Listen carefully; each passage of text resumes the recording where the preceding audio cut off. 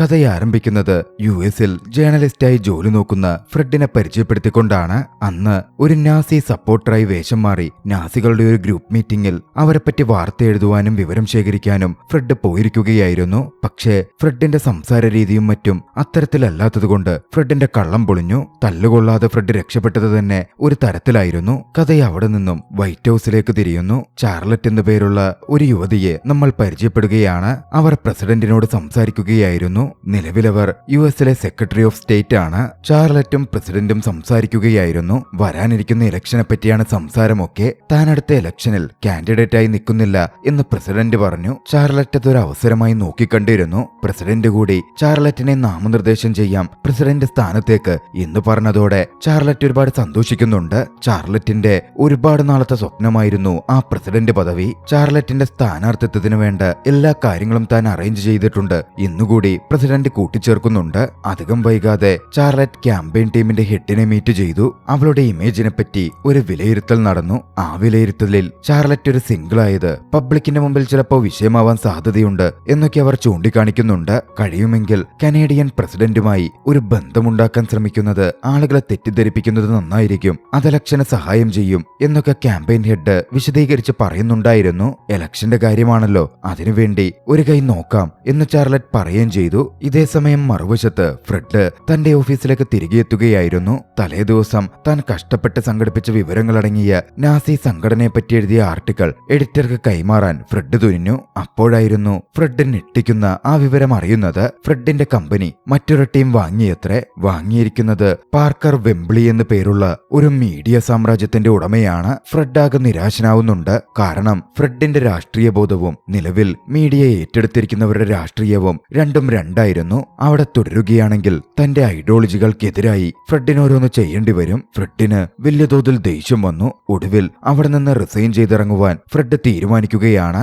Fred അവിടെ നിന്നും successful ആയ തന്റെ സുഹൃത്ത് ലാൻസിനെ പോയി കണ്ടു. ലാൻസിനോട് കാര്യങ്ങളൊക്കെ സംസാരിച്ചു. അന്നൊരു ചാരിറ്റി ഫണ്ട് റേസിംഗ് ഇവന്റ് നടക്കുന്നുണ്ടായിരുന്നു. ലാൻസ് ഫ്രെഡിനെ അവിടെ ബോയ്സ് ടു മെന്നിന്റെ പെർഫോമൻസ് നടക്കുന്നുണ്ട് എന്ന് പറഞ്ഞ് അത് കാണുവാൻ അങ്ങോട്ടേക്ക് കൂട്ടിക്കൊണ്ടുപോയി. അവിടെ പാർട്ടി എൻജോയ് ചെയ്തുകൊണ്ടിരിക്കെ ഫ്രെഡ് യാദൃശികമായി അവിടെ എത്തിയ ചാർലറ്റിനെ നോക്കിക്കാണുന്നുണ്ടായിരുന്നു. ചാർലറ്റും ഫ്രെഡിനെ കണ്ടിരുന്നു. ഫ്രെഡ് നേരെ വേഗം ലാൻസിന്റെ അടുത്ത് ചെന്ന് ലാൻസിനോട് ചാർലറ്റ് അവിടെയുള്ള കാര്യം പറഞ്ഞു. ചാർലറ്റ് ഫ്രെഡിന്റെ ആദ്യ പ്രണയവും ബാല്യകാല സുഹൃത്തുമൊക്കെയായിരുന്നു. വലിയ ഉന്നതിയിലെത്തിയ ചാർലറ്റ് തന്നെ മറന്നു കാണും എന്ന് തന്നെ ഫ്രെഡ് കരുതിയിരുന്നു. ലാൻസും ഫ്രെഡും അങ്ങനെ സംസാരിച്ചു നിൽക്കെ ഒരു ബോഡി ഗാർഡ് കടന്നു വന്നു. ചാർലറ്റിന് ഫ്രെഡിനോട് സംസാരിക്കണമെന്ന് ആവശ്യപ്പെട്ടു. ഒന്ന് വരാമോ എന്ന് ചോദിച്ചു. ഫ്രെഡ് ചാർലറ്റിനടുത്തെത്തി. ഫ്രെഡിനെ അതിശയിപ്പിച്ചുകൊണ്ട് ഫ്രെഡിനെ ചാർലറ്റിന് നല്ല ഓർമ്മയുണ്ടായിരുന്നു. അവരിരുവരും പഴയ കാര്യങ്ങൾ ഓർമ്മിച്ച് അങ്ങനെ സന്തോഷത്തോടെ സംസാരിച്ചു നിൽക്കെ അങ്ങോട്ടേക്ക് വൃദ്ധനായ ഒരു മനുഷ്യൻ കടന്നു വന്നു. അയാൾ ചാർലറ്റിനെ ചെറിയ തോതിലൊന്ന് കളിയാക്കുന്നൊക്കെ ഉണ്ടായിരുന്നു. ഫ്രെഡിന് അതത്രയ്ക്ക് അങ്ങോട്ടേക്ക് ഇഷ്ടപ്പെടുന്നില്ല. അയാൾ പോവാൻ തുടങ്ങിയപ്പോ ഫ്രെഡ് അയാളുടെ അടുത്തു ചെന്നു. മേലാൽ ഒരിക്കൽ പോലും ചാർലറ്റിനെ ഈ രീതിയിലൊന്നും കളിയാക്കുകയോ അപമാനിക്കുകയോ ചെയ്തേക്കരുത് എന്ന് ഫ്രെഡ് അയാളോട് തർക്കിച്ചു പറഞ്ഞു. ചാർലറ്റ് ഏതെങ്കിലും ഒരു ചീപ്പ് പെൺകുട്ടിയല്ല എന്നും ഫ്രെഡ് വ്യക്തമാക്കുന്നുണ്ടായിരുന്നു. അവിടെ നിന്ന് ഇറങ്ങാൻ നേരം ഫ്രെഡ് സ്റ്റെയറിൽ നിന്ന് തട്ടി താഴെ വീണു. എന്തായാലും ഒരു സീൻ തന്നെ സൃഷ്ടിച്ച് അവിടുത്തെ ശ്രദ്ധാകേന്ദ്രമായിട്ടായിരുന്നു ഫ്രെഡ് എന്ന് അവിടെ നിന്ന് ഇറങ്ങിപ്പോന്നത്. നടന്ന സംഭവങ്ങൾ കൊണ്ട് ഫ്രെഡിനെ പറ്റി ചാർലറ്റ് കൂടുതൽ ക്യൂരിയസ് ആയിരുന്നു. തിരികെ പോകുമ്പോ ഫ്രെഡിനെ പറ്റി കൂടുതൽ വിവരങ്ങൾ അറിയാൻ ചാർലറ്റ് ശ്രമിച്ചു. ഫ്രെഡ് ഒരു റൈറ്റർ ആണെന്ന കാര്യമൊക്കെ ചാർലറ്റ് മനസ്സിലാക്കുകയാണ്. ഫ്രെഡ് എഴുതിയ കുറച്ച് മനോഹരമായ ആർട്ടിക്കിളുകൾ ചാർലറ്റ് വായിക്കുന്നുണ്ട്. ചാർലറ്റ് ഇംപ്രസ്ഡ് ആയി. ഫ്രെഡിനെ തന്റെ സ്പീച്ച് റൈറ്ററായി റിക്രൂട്ട് ചെയ്താലോ എന്ന തരത്തിൽ ചാർലറ്റ് ആലോചിച്ചു. അധികം വൈകാതെ ഫ്രെഡിന് ചാർലറ്റിന്റെ അസിസ്റ്റന്റ് മാഗിയിൽ നിന്നും കോൾ വരികയാണ്. മാഗി ഫ്രെഡിനോട് ചാർലറ്റിനെ മീറ്റ് ചെയ്യാൻ ഓഫീസിലേക്ക് വരാൻ ആവശ്യപ്പെട്ടു. അധികം വൈകാതെ ഫ്രെഡ് ചാർലറ്റിനെ മീറ്റ് ചെയ്യാൻ എത്തി. ഫ്രെഡിന് മുമ്പിലേക്ക് ജോബ് ഓഫർ നൽകപ്പെട്ടു. കുട്ടിക്കാലം മുതലേ ചാർലറ്റിനെ ഇഷ്ടമുള്ള നിലവിൽ ജോലിയൊന്നുമില്ലാത്ത ഫ്രെഡിന് ആ ജോലി സ്വീകരിക്കുന്നതിൽ ഒരു പ്രയാസവും ഉണ്ടായിരുന്നില്ല.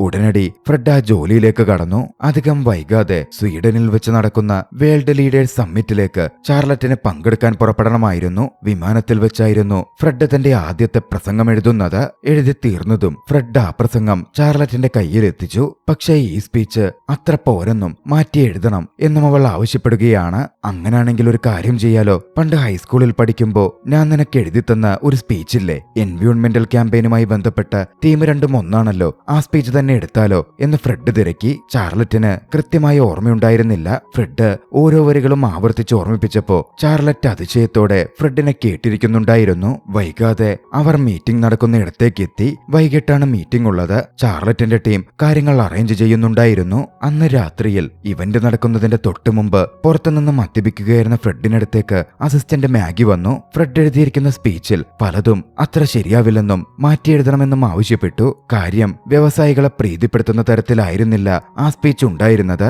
പ്രകൃതിയെ കൂടുതൽ സംരക്ഷിക്കണം, വ്യവസായം നിയന്ത്രിക്കണം എന്ന മട്ടിലൊക്കെയായിരുന്നു. വ്യവസായികളെ അത് മുഷിപ്പിക്കും, അതിലക്ഷനെയും കൂടുതൽ ദോഷകരമായി ബാധിക്കാൻ സാധ്യതയുണ്ട്. പക്ഷെ മാഗിയുടെ ആ പറച്ചിൽ ഫ്രെഡിനത്ര ഇഷ്ടപ്പെട്ടില്ല. താൻ അത്രമേൽ ആലോചിച്ച് കഷ്ടപ്പെട്ടെഴുതിയ നല്ലൊരു പ്രസംഗമാണ്, അതാണ് വീണ്ടും തിരുത്തണം എന്നാവശ്യപ്പെടുന്നത്. അതങ്ങനെ ചേഞ്ച് ചെയ്യുന്നതിലും നല്ലത് തന്റേതല്ലാത്ത ഒരു സ്പീച്ച് അവർക്ക് തോന്നിയ പോലെ പറയുന്നതായിരിക്കും എന്നായിരുന്നു ഫ്രെഡ് പറഞ്ഞത്. ഫ്രെഡ് തന്നെ അകത്തേക്ക് കടന്നു ചെന്ന് തന്റെ സ്പീച്ചുള്ള ലാപ്ടോപ്പ് എടുത്ത് പുറത്തേക്ക് വന്നു. അത് കണ്ട് ചാർലറ്റും പിന്നാലെ ചെന്നിരുന്നു. പുറത്തെത്തിയതും ഫ്രെഡും ചാർലറ്റും തമ്മിൽ പ്രസംഗത്തിന്റെ പേരിൽ വഴക്ക് കൂടാൻ ആരംഭിച്ചു. ഇതിനിടയിലാണ് പെട്ടെന്ന് ആകാശത്ത് ഒരു ഒറോറ പ്രത്യക്ഷപ്പെട്ടത്. അവരിരുവരും അത് ആസ്വദിച്ച് ഒരു നിമിഷം നോക്കി നിൽക്കുന്നുണ്ട്. ഇരുവരെയും അത് സമാധാനത്തിലാഴ്ത്തി. ചാർലറ്റ് ഫ്രെഡിനോട് പറഞ്ഞു, ഫ്രെഡിന്റെ പ്രസംഗം ഫ്രെഡ് എഴുതിയ പോലെ മുഴുവനായും പറയണം എന്ന് തന്നെ തനിക്ക് ആഗ്രഹമുണ്ട്. പക്ഷെ അനുവദിക്കപ്പെട്ടിരിക്കുന്ന സമയം വളരെ കുറച്ചാണ്. അതുകൊണ്ട് തന്നെ അത് കട്ട് ഷോട്ട് ചെയ്യാതെ പറ്റില്ല. ഒടുവിൽ മനസ്സില്ലാ മനസ്സോടെ ചാർലറ്റിന്റെ വാക്കുകൾക്ക് ഫ്രെഡ് കീഴടങ്ങി. അന്നത്തെ ഇവന്റ് നല്ല രീതിയിൽ കടന്നുപോയിരുന്നു.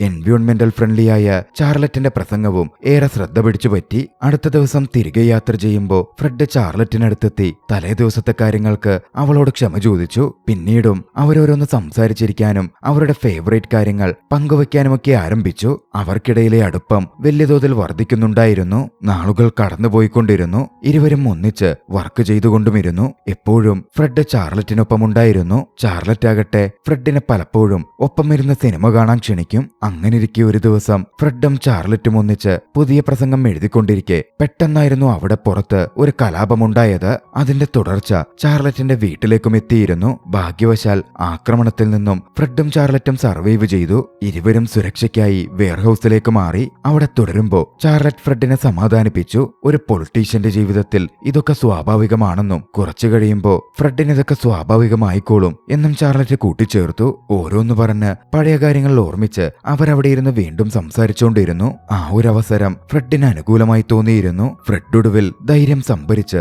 തന്റെ പ്രണയം ചാർലറ്റിനോട് പറയുകയാണ്. ചാർലറ്റും ഫ്രെഡിനെ ഒരുപാട് ഇഷ്ടപ്പെട്ടിരുന്നു. അന്നത്തെ ടെൻഷൻ നിറഞ്ഞ രാത്രിക്കപ്പുറം ഇരുവരും ഒന്നിച്ച് ഡേറ്റ് ചെയ്യാൻ ആരംഭിച്ചു. അടുത്ത ദിവസം പുലർച്ചെ ചാർലറ്റും ടീമും അർജന്റീനയിലേക്ക് ഹെലികോപ്റ്ററിൽ തിരിച്ചിരുന്നു. ഫ്രെഡും ചാർലറ്റും തമ്മിലുള്ള റിലേഷൻഷിപ്പിനെ പറ്റി മാഗി മനസ്സിലാക്കുന്നുണ്ടായിരുന്നു. അന്ന് രാത്രിയിലെ ഇവന്റിൽ വെച്ച് മാഗി ഫ്രെഡിനടുത്തെത്തി. ഫ്രെഡിനോട് പറഞ്ഞു, ചാർലറ്റിനോട് ഒരുപാട് അടുത്തിടപഴകരുത്. എങ്ങാനും പബ്ലിക് നിങ്ങളുടെ റിലേഷൻഷിപ്പിനെ പറ്റി മനസ്സിലാക്കിയാൽ അത് ഇലക്ഷനെ ബാധിക്കും. ചാർലറ്റിന്റെ റെപ്യൂട്ടേഷൻ തന്നെ ഇല്ലാതാകും. ഫ്രെഡ് കുറച്ച് അസ്വസ്ഥനായെങ്കിലും ഒന്നും മിണ്ടിയില്ല. അന്ന് ആ പാർട്ടി നടക്കുമ്പോൾ മുഴുവൻ ഫ്രെഡ് കുറച്ച് മാറി നിന്ന് ചാർലറ്റിനെ നോക്കി നിന്നിരുന്നു. മാഗി പറഞ്ഞ വാക്കുകൾ ഫ്രെഡിന്റെ ഉള്ളിൽ നിറഞ്ഞു നിന്നു. പാർട്ടിയുടെ ഇടയിൽ ചാർലറ്റ് മറ്റൊരാളുടെ ഒപ്പം ഡാൻസ് ചെയ്യുന്ന കണ്ടതും ഫ്രെഡ് കുറച്ച് അസ്വസ്ഥനാകുന്നുണ്ട്. അന്നത്തെ പാർട്ടിയും ഡാൻസിംഗ് ഇവന്റും ഒക്കെ അവസാനിച്ചപ്പോ ഫ്രെഡ് ചാർലറ്റിനെ കിച്ചണിലേക്ക് കൂട്ടിക്കൊണ്ടുപോയി. തന്റെ ഫോണിൽ മ്യൂസിക് പ്ലേ ചെയ്യിച്ച് അവിടെ വെച്ച ഫ്രെഡ് ചാർലറ്റിനെ ഡാൻസ് ചെയ്യാൻ ക്ഷണിച്ചു. അവരിരുവരും ഒന്നിച്ച് ആരും കാണാതെ അവിടെ വെച്ച് ഡാൻസ് ചെയ്തു. അടുത്ത ദിവസം പുലർച്ചെ പ്രസിഡന്റും ചാർലറ്റും തമ്മിൽ ഒരു ഓൺലൈൻ മീറ്റിംഗ് നടന്നിരുന്നു. മീറ്റിംഗിൽ സംസാരിക്കുമ്പോൾ ചാർലറ്റ് മെയിനായി മുമ്പോട്ട് വെക്കുന്ന എൻവയോൺമെന്റൽ പ്രൊട്ടക്ഷൻ, പരിസ്ഥിതി സംരക്ഷണം എന്ന ആശയം പിൻവലിക്കാനും അത് വ്യവസായികളെയും മറ്റും പിടക്കാൻ സാധ്യതയുണ്ട് എന്നും പ്രസിഡന്റ് വാൺ ചെയ്തു. ഫോറസ്റ്റ് സംരക്ഷണവുമായി ബന്ധപ്പെട്ട് ചില പദ്ധതികൾ ചാർലറ്റിനുണ്ടായിരുന്നു. മീഡിയ സാമ്രാജ്യത്തിന്റെ ഉടമയും വ്യവസായിയുമായ വെംബ്ലിയുടെ പിടിയായിരുന്നു പ്രസിഡന്റിന്റെ പിന്നിൽ നിന്ന് പ്രവർത്തിച്ചിരുന്നത്. എന്തു ചെയ്യണമെന്നറിയാതെ ചാർലറ്റ് വല്ലാതായി. ഒരു വശത്ത് ആവശ്യപ്പെട്ടിരിക്കുന്നത് പ്രസിഡന്റാണ്, മറുവശത്തുള്ളതോ അവളുടെ എത്തിക്സും. ഫോറസ്റ്റ് പ്രൊട്ടക്ഷൻ പ്രോഗ്രാമിൽ നിന്ന് താൻ പിന്മാറിയാൽ പണം മാത്രം ചിന്തിക്കുന്ന വ്യവസായികളായുള്ള വ്യക്തികൾ കാട് തന്നെ ഇല്ലാതാക്കി കളയും. ചാർലറ്റ് വല്ലാതെ സ്ട്രെസ്ഡ് ആവുന്നുണ്ടായിരുന്നു. ഫ്രെഡ് അത് ശ്രദ്ധിച്ചു. ചാർലറ്റിനെ അവനൊരു ക്ലബിലേക്ക് ക്ഷണിച്ചു. അവരിരുവരും ക്ലബിൽ പോയി എൻജോയ് ചെയ്യാൻ തുടങ്ങി. ആ സമയത്താണ് മദ്യപിച്ച് ഹൈയിലായിരുന്ന ചാർലറ്റിനെ തേടി ഒരു കോൾ വരുന്നത്. US മിലിറ്ററി ചാർലറ്റിന്റെ സഹായം ആവശ്യപ്പെട്ടിരിക്കുന്നു. അതും ഒരു വിലപേശലിന്. പോവാതെ ചാർലറ്റിന്റെ മുമ്പിൽ മറ്റു വഴിയുണ്ടായിരുന്നില്ല. ചാർലറ്റ് മിലിറ്ററി ഹെഡ്ക്വാർട്ടേഴ്സിലേക്ക് പുറപ്പെട്ടു ചെന്നു. അവൾ അവിടെ എത്തിയതും സിറ്റുവേഷൻ ജനറൽ എക്സ്പ്ലെയിൻ ചെയ്തു. തീവ്രവാദികൾ ഒരു പൈലറ്റിനെ ബന്ദിയാക്കി വെച്ചിരിക്കുകയാണ്. അയാളെ വിട്ടുകിട്ടാനാണ് ചാർലറ്റ് സംസാരിക്കേണ്ടത്. വളരെ ഫോക്കസ് ചെയ്ത് റിലാക്സ്ഡ് ആയി സംസാരിക്കാൻ ചാർലറ്റ് ശ്രമിച്ചുകൊണ്ടിരുന്നു. ഒരു സിഗരറ്റ് ഒക്കെ വലിച്ച് തീവ്രവാദിയുമായി ചാർലറ്റ് സംസാരിക്കുകയാണ്. ഒരു സാധാരണ ഡിപ്ലോമാറ്റിക് സംസാരത്തിനപ്പുറം തീവ്രവാദികളുമായി ഒരു ഫ്രാങ്ക് ടോക്കായിരുന്നു ചാർലറ്റ് നടത്തിയത്. ആ സംസാരം കൊണ്ടാവണം ചാർലറ്റിനൊടുവിൽ പൈലറ്റിനെ മോചിപ്പിക്കാൻ കഴിഞ്ഞു. അടുത്ത ദിവസം ഓഫീസിൽ ചാർലറ്റ് ഇരിക്കുമ്പോ മാഗി ചാർലറ്റിന്റെ അടുത്തെത്തി ചാർലറ്റിനോട് പറഞ്ഞു ഫ്രെഡുമായുള്ള റിലേഷൻഷിപ്പ് അവസാനിപ്പിക്കുന്നതായിരിക്കും ചാർലറ്റിന് നല്ലതെന്ന്. ഫ്രെഡിനെ പറ്റിയുള്ള വിവരങ്ങൾ പുറത്തറിഞ്ഞാൽ ചാർലറ്റിന്റെ റെപ്യൂട്ടേഷൻ തന്നെ ഇല്ലാതാകും എന്നും മാഗി വാൺ ചെയ്തു. ഫ്രെഡിനെ പോലെ ലോ ലെവലിലുള്ള ഒരു മനുഷ്യൻ ചാർലറ്റിനെ പോലുള്ള ഒരു ലേഡിയെ കിട്ടാൻ യോഗ്യനല്ല എന്നും അവർ കൂട്ടിച്ചേർക്കുന്നുണ്ടായിരുന്നു. ചാർലറ്റിന് ദേഷ്യം വന്നു. മാഗിയോട് തന്റെ പേഴ്സണൽ ലൈഫിൽ മാഗി ഇടപെടേണ്ട കാര്യമില്ല എന്ന് ചാർലറ്റ് തീർത്തു പറഞ്ഞു. എന്തു തന്നെ സംഭവിച്ചാലും താൻ ഫ്രെഡിന്റെ കൂടെ നിൽക്കൂ എന്നും ചാർലറ്റ് വ്യക്തമാക്കുന്നുണ്ടായിരുന്നു. ഒക്കെ കേട്ട് മാഗിക്ക് മിണ്ടാതിരിക്കാനേ സാധിച്ചുള്ളൂ. ചാർലറ്റിന്റെ പറച്ചിലിന് എന്ത് തിരിച്ചു പറയണം എന്നുവരെ മാഗിക്ക് കിട്ടുന്നുണ്ടായിരുന്നില്ല. എന്നിരുന്നാലും രാത്രിയിൽ മാഗി പറഞ്ഞ കാര്യങ്ങളെപ്പറ്റി ചാർലറ്റ് കൂലങ്കുശമായി ആലോചിച്ചു. ആ സമയത്ത് അവളുടെ കണ്ണിൽ ഒരു പെൺകുട്ടിയുടെ വാക്കുകളും പെട്ടു. ആ പെൺകുട്ടി ചാർലറ്റിനെ പോലെ ഭാവിയിൽ അമേരിക്കയുടെ പ്രസിഡന്റ് ആവണം എന്നൊക്കെ പറയുന്നുണ്ടായിരുന്നു. ചാർലറ്റിന്റെ മനസ്സിലും അത് ചെറിയ ചിന്തകളും മാറ്റങ്ങളും വരുത്തിയിരുന്നു. അടുത്ത ദിവസം പ്രസിഡന്റും വെംബ്ലിയും ചേർന്ന് ചാർലറ്റിനെ വിളിപ്പിച്ചു. പ്രസിഡൻഷ്യൽ ഇലക്ഷൻ ക്യാമ്പയിനിങ്ങിന്റെ ഭാഗമായി ചാർലറ്റ് മുന്നോട്ട് വെക്കുന്ന ഫോറസ്റ്റ് പ്രൊട്ടക്ഷൻ പ്രോഗ്രാമിന്റെ കാര്യങ്ങൾ പിൻവലിക്കാനും അത് വേണ്ടെന്ന് വെക്കാനും പ്രസിഡന്റ് വീണ്ടും ആവശ്യപ്പെട്ടു. കാരണം വെംബ്ലിയും പ്രസിഡന്റും ഒന്നിച്ച് നടത്താൻ പോകുന്ന വലിയ ബിസിനസ് പ്രൊജക്ടിന്റെ ഭാഗമായി ഫോറസ്റ്റിന്റെ വലിയൊരു ഭാഗം തന്നെ നശിപ്പിക്കേണ്ടി വരുമായിരുന്നു. പക്ഷേ ചാർലറ്റ് തന്റെ ഫോറസ്റ്റ് പ്രൊട്ടക്ഷൻ പ്രോഗ്രാമുമായി മുമ്പോട്ട് പോവാൻ തന്നെയായിരുന്നു തീരുമാനിച്ചത്. അത് വെംബ്ലിയെ അക്ഷരാർത്ഥത്തിൽ ദേഷ്യം പിടിപ്പിക്കുന്നുണ്ട്. അതോടെ വെംബ്ലി ചാർലറ്റിനെ ഭീഷണിപ്പെടുത്താൻ തുടങ്ങി. ചാർലറ്റിന്റെയും ഫ്രെഡിന്റെയും റിലേഷൻഷിപ്പിനെ പറ്റി അയാൾക്ക് അറിവുണ്ടായിരുന്നു. ഫ്രെഡിന്റെ ഒരു സ്വകാര്യ വീഡിയോയും അയാളുടെ പക്കൽ ഉണ്ടായിരുന്നു. കുതന്ത്രപരമായ വഴിയിലൂടെ അയാൾ കരസ്ഥമാക്കിയതായിരുന്നു അത്. ആ വീഡിയോയും അവരുടെ റിലേഷൻഷിപ്പും പുറത്തുവിടും, ചാർലറ്റിന്റെ റെപ്യൂട്ടേഷൻ തകർക്കും എന്നുമൊക്കെ അയാൾ പറഞ്ഞു. ചാർലറ്റ് ആകെ പ്രതിസന്ധിയിലായി. ഒടുവിൽ മനസ്സില്ലാ മനസ്സോടെ അവർ പറഞ്ഞതുപോലെ കേൾക്കുവാൻ ചാർലറ്റ് സമ്മതിച്ചു. ആ മീറ്റിംഗിന് ശേഷം ചാർലറ്റ് ചെന്ന് ഫ്രെഡിനെ കണ്ടു. നടന്ന കാര്യങ്ങൾ വിശദീകരിച്ചു പറഞ്ഞു. പക്ഷേ ഫ്രെഡ് തന്റെ സ്വകാര്യ വീഡിയോ അല്ലേ, അതങ്ങനെ പുറത്തു വന്നോട്ടെ എന്ന മട്ടിൽ കൂളായി നിന്നു. പക്ഷെ അവരുടെ ഭീഷണിയിൽ ചാർലറ്റ് വീണുപോയെന്നും അവരോട് ഓക്കെ പറഞ്ഞെന്നും ഫ്രെഡ് അറിഞ്ഞതും ഫ്രെഡ് ആകെ തകർന്നുപോയിരുന്നു. വനം നശിപ്പിക്കാൻ അവളും കൂട്ടുനിൽക്കുകയാണല്ലോ എന്ന് ചിന്തിച്ച ഫ്രെഡ് അസ്വസ്ഥനായി. പിന്നെ അവരിരുവരും അതിന്റെ പേരിൽ വഴക്കിലേർപ്പെടുകയാണ്. പരസ്പരം ഇരുവരും കുറ്റപ്പെടുത്താൻ തുടങ്ങി. ഇനി ഈ റിലേഷൻഷിപ്പ് മുമ്പോട്ട് പോവില്ല എന്ന തരത്തിലെത്തിയതും ഇരുവരും രണ്ടു വഴിക്കായി പിരിഞ്ഞു. അതിനുശേഷം ഫ്രെഡ് ലാൻസിനെ മീറ്റ് ചെയ്യുന്നുണ്ട്. ലാൻസിനോട് ഫ്രെഡ് സംസാരിച്ചു. ഒരു ഒഫീഷ്യൽ എന്ന രീതിയിൽ ഫോറസ്റ്റ് സംരക്ഷണം ചാർലറ്റിന്റെ ഉത്തരവാദിത്തമായിരുന്നെന്നും അവളത് കാര്യമായി പരിഗണിക്കേണ്ടതായിരുന്നു എന്നും ഫ്രെഡ് ലാൻസിനോടും വാദിച്ചുകൊണ്ടിരുന്നു. തനിക്ക് കിട്ടാൻ പോകുന്ന പൊസിഷന് വേണ്ടി പ്രകൃതിയെ നശിപ്പിക്കാൻ അവൾ കൂട്ടുനിൽക്കാൻ പാടില്ലായിരുന്നു എന്നും ഫ്രെഡ് വാദിക്കുന്നുണ്ടായിരുന്നു. ആ സമയം ലാൻസ് ഫ്രെഡിനോട് ചാർലറ്റിന്റെ വശത്തുനിന്ന് സംസാരിച്ചു. ഫ്രെഡ് ചിന്തിക്കും പോലെ സാധാരണ ജീവിതവും പൊളിറ്റിക്കൽ ലൈഫും ഒരുപോലല്ലെന്നും രണ്ടും രണ്ടാണെന്നും ലാൻസ് ഫ്രെഡിനെ പറഞ്ഞു ബോധ്യപ്പെടുത്താൻ ശ്രമിച്ചു. യഥാർത്ഥ വിഷയം ശരിയേതാണ് തെറ്റേതാണ് എന്നുള്ളതല്ലെന്നും മനസ്സിലാക്കുക എന്നുള്ളതാണ് എന്നും ലാൻസ് ഫ്രെഡിനെ പറഞ്ഞു മനസ്സിലാക്കാൻ ശ്രമിക്കുന്നുണ്ടായിരുന്നു. ലാൻസിന്റെ എക്സ്പ്ലനേഷനിൽ ഫ്രെഡിന്റെ കണ്ണു തുറന്നിരുന്നു. തെറ്റായ ഫ്രെഡിന്റെ പല വിശ്വാസങ്ങളും അത് തിരുത്തുന്നതുകൂടിയായിരുന്നു. അന്ന് രാത്രിയിൽ ഫ്രെഡും ചാർലറ്റും പരസ്പരം പിരിഞ്ഞെങ്കിലും ഇരുവരുടെയും ഓർമ്മകൾ കാരണം രണ്ടുപേർക്കും ഒരു സുഖം തോന്നുന്നുണ്ടായിരുന്നില്ല. ഇരുവരും പരസ്പരം ഒരുപാട് മിസ് ചെയ്തു. ഒടുവിൽ പിടിച്ചു നിൽക്കാൻ പറ്റാതെ ഫ്രെഡ് തന്നെ ചാർലറ്റിന് കോൾ ചെയ്യുകയാണ്. കോൾ എടുത്തപ്പോ ഫ്രെഡ് അവളോട് മാപ്പ് പറഞ്ഞു.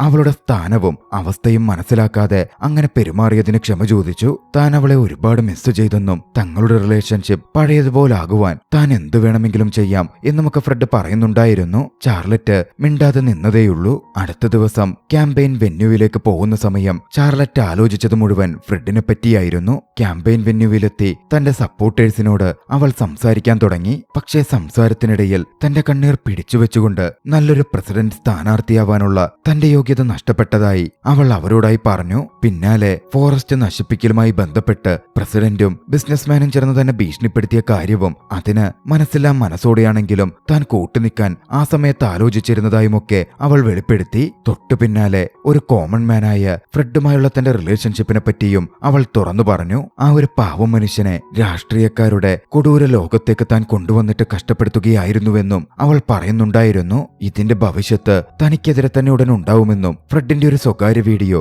ഇന്റർനെറ്റിലെത്താൻ അധികം സമയമൊന്നും ഇനി വേണ്ടിവരില്ല എന്നും അവൾ വ്യക്തമാക്കി. ചാർലറ്റിന്റെ ആ തുറന്നു പറച്ചിൽ ഏവരെയും ഞെട്ടിച്ചിരുന്നു. ഫ്രെഡും ആ തുറന്നു പറച്ചിൽ നോക്കിക്കണ്ടിരുന്നു. ഫ്രെഡ് ഉടനടി ചാർലറ്റിനെ മീറ്റ് ചെയ്യാൻ താനിരുന്നിടത്തു നിന്നിറങ്ങി പുറത്തേക്ക് പോവാൻ തുടങ്ങി. എതിർ സ്ഥാനാർത്ഥിയുടെ കാര്യങ്ങൾ കൊണ്ടും മറ്റും ഫ്രെഡിന്റെ സ്വകാര്യ വീഡിയോ അടക്കം ഇന്റർനെറ്റിൽ പ്രചരിക്കാൻ തുടങ്ങിയിരുന്നു.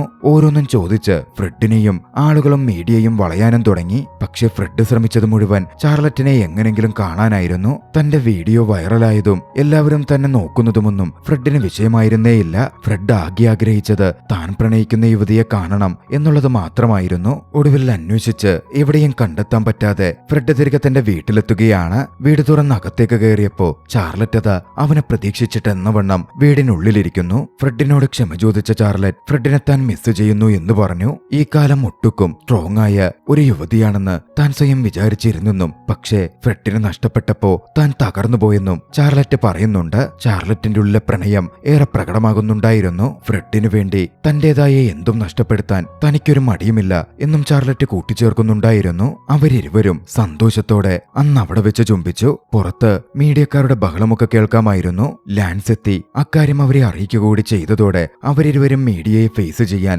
ഒന്നിച്ച് പുറത്തേക്ക് ചെന്നു. പരസ്പരം ധൈര്യം കൊടുത്ത് ഫ്രെഡും ചാർലറ്റും ഒന്നിച്ചു നിന്നുകൊണ്ട് മീഡിയയോട് സംസാരിച്ചു. വളരെയധികം ആത്മധൈര്യത്തോടെ ഫ്രെഡിനെ ചാർലറ്റ് തന്റെ ബോയ് ഫ്രണ്ട് എന്ന മട്ടിൽ ഇൻട്രൊഡ്യൂസ് ചെയ്തു. പക്ഷേ അത്ഭുതകരം എന്ന വണ്ണം ഏവരും ചാർലറ്റിനെ കുറ്റപ്പെടുത്തുന്നതിന് പകരം കയ്യടികൾ കൊണ്ട് അഭിനന്ദിക്കുകയായിരുന്നു ചെയ്തത്. ഒരു സാധാരണക്കാരനെ വിവാഹം കഴിക്കാനുള്ള ഉയർന്ന സ്ഥാനത്തെത്തിയിട്ടും തന്റെ പ്രണയം വഴിയിൽ ഉപേക്ഷിക്കാതിരുന്ന ചാർലറ്റിനെ ഏവരും അഭിനന്ദിച്ചു.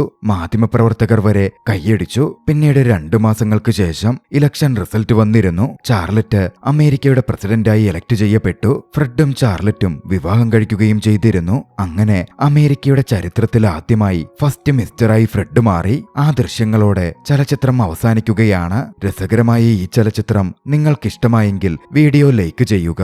അഭിപ്രായങ്ങളും നിർദ്ദേശങ്ങളും കമന്റുകളിൽ രേഖപ്പെടുത്തുക. കഴിയുമെങ്കിൽ ചാനൽ സബ്സ്ക്രൈബ് ചെയ്തും കൂട്ടുകാർക്ക് ഷെയർ ചെയ്തു കൊടുത്തും ഞങ്ങളെ സപ്പോർട്ട് ചെയ്യുക.